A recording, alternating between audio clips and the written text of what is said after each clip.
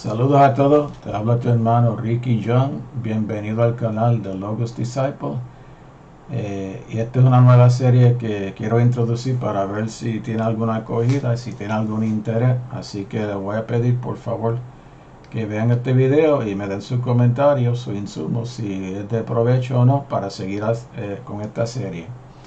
El punto de esta serie entonces es estudiar diferentes palabras en griego y en hebreo, que son los dos idiomas principales en el cual fueron escritos la Biblia, el hebreo siendo el Antiguo Testamento y el griego el Nuevo Testamento.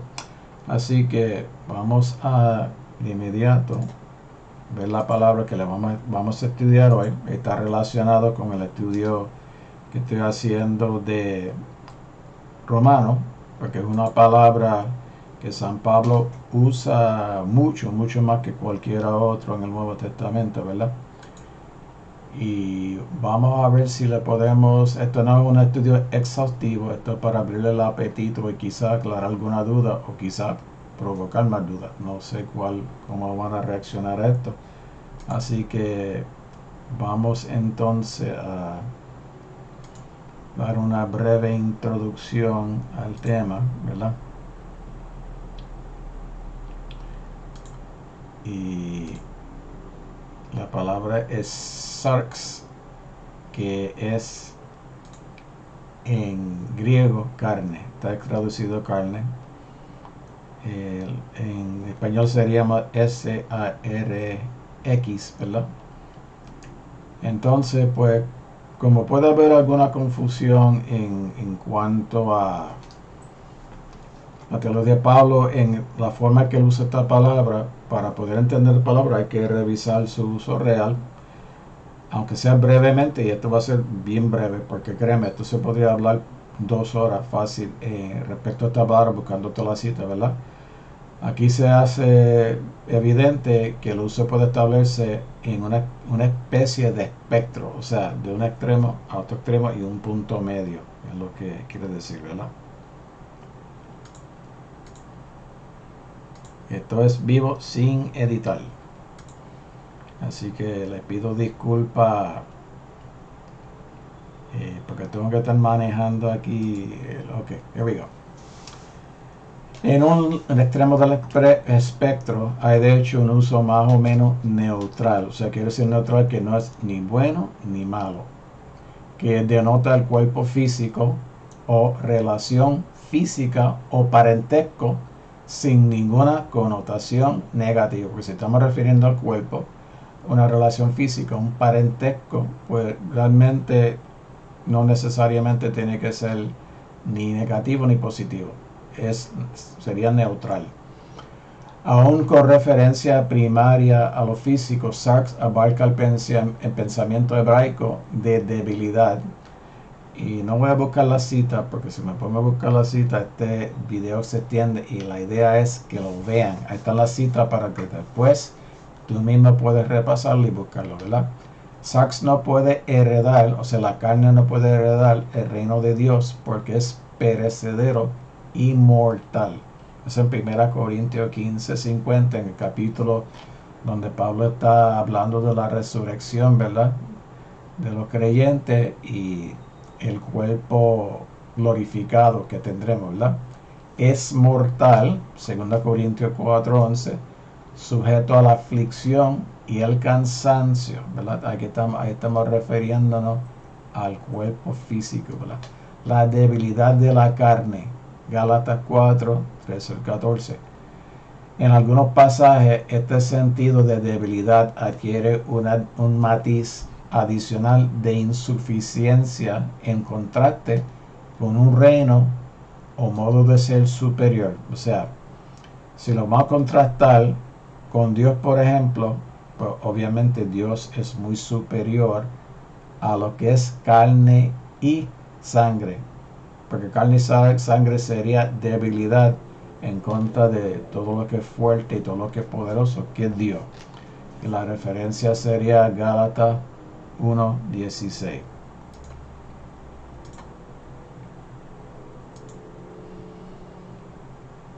Una vida vivida en la carne en contraste con Cristo en mí, ¿verdad?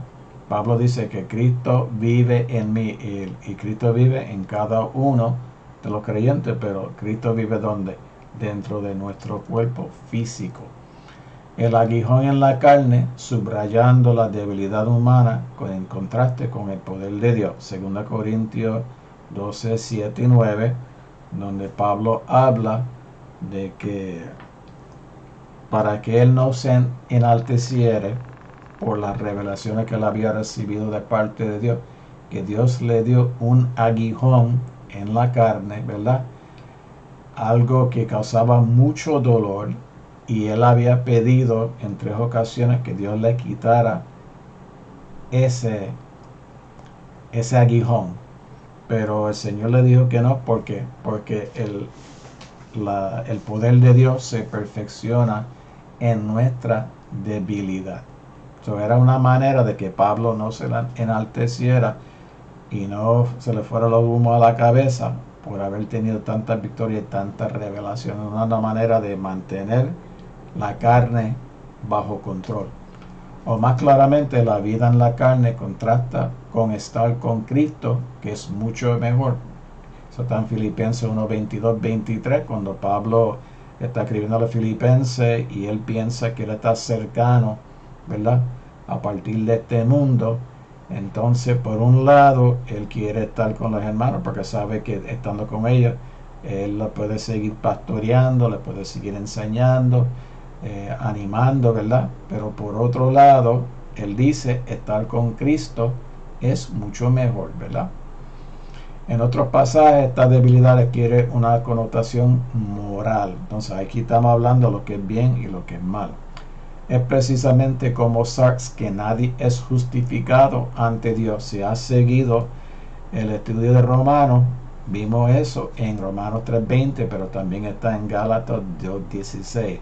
O sea que nadie en la carne, en su humanidad no redimida, ¿verdad?, es justificado delante de Dios. Precisamente como Sarx o como carne es que nadie puede jactarse ante Dios. 1 Corintios 1:29. La carne debilita e incapacita la ley. Romanos 8:3, ¿verdad? Los que viven en la carne no pueden agradar a Dios. Romanos 8:8, ¿verdad? Porque los designios de la carne están en contra del Espíritu, ¿verdad?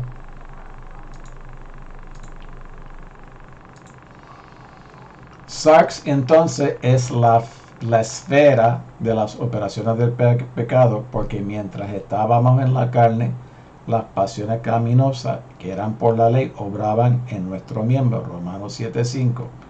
En mi carne no mora el bien. Esto es extraído del Romanos 7.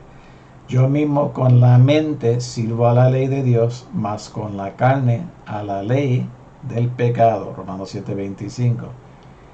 Dios, enviando a su Hijo en semejanza de carne de pecado, sarcos amartías, que es la forma que se en griego, condenó al pecado en la carne. Romanos 8:3. Recuerda que en capítulo 7 Romanos y el capítulo 8 él está hablando mucho de la carne y contrastando la carne, que representa debilidad, humanidad, con el espíritu, ¿verdad?, que es la victoria de creyente, ¿verdad? Sarx se vuelve también como defectuosa, descalificadora o destructiva cuando se pone en antítesis o de frente con neuma, que es espíritu, ¿verdad? Porque al ocuparse de la carne es muerte, pero el ocuparse del espíritu es vida y paz.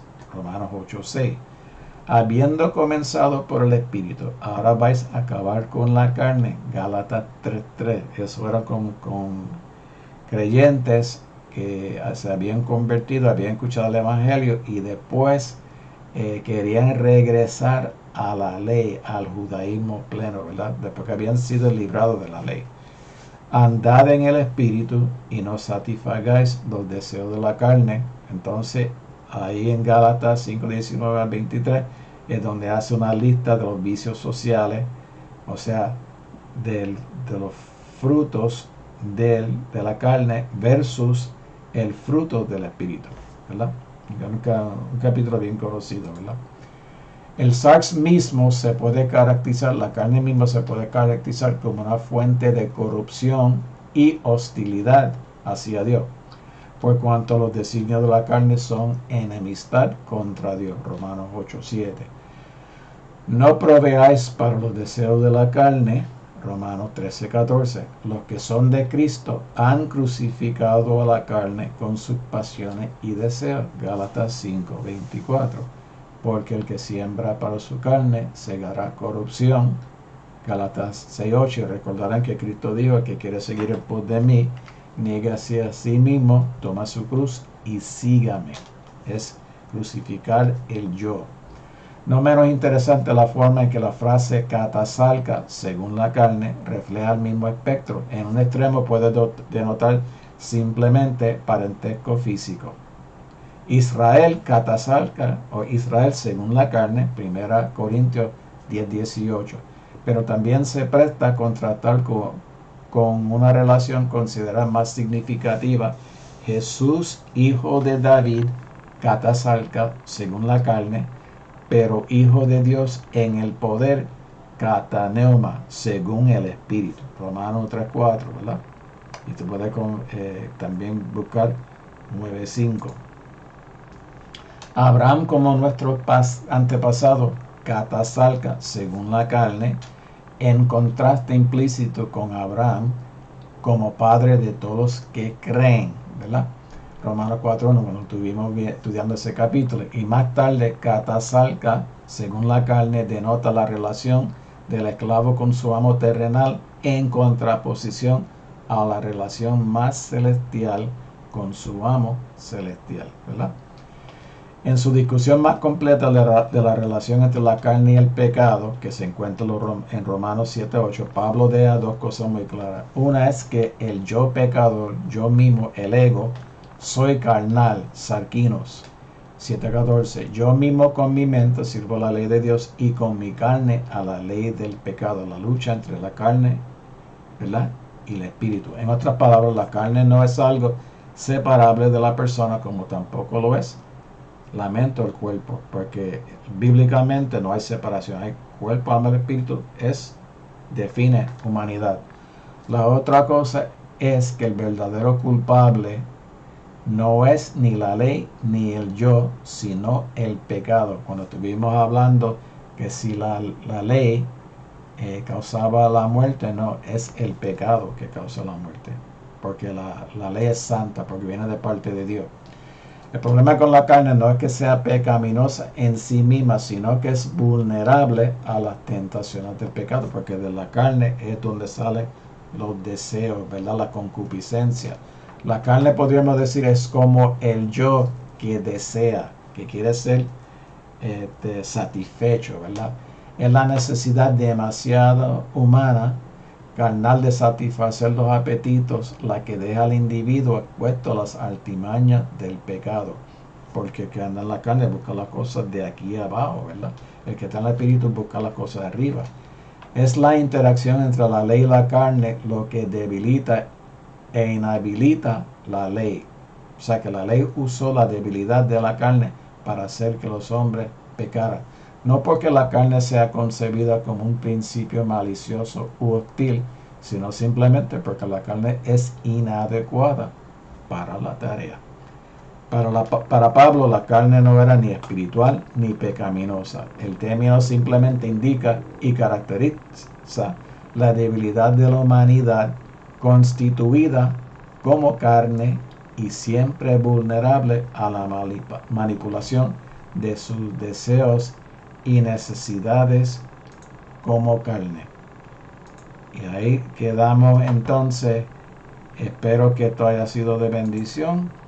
Déjame su comentario, sugerencias, si le interesa este tipo de grabación, para entonces hacer de otras palabras. Si hay palabras que interesa estudiar, déjame saber en los comentarios cuáles son. Dios les bendiga, espero en la próxima intervención.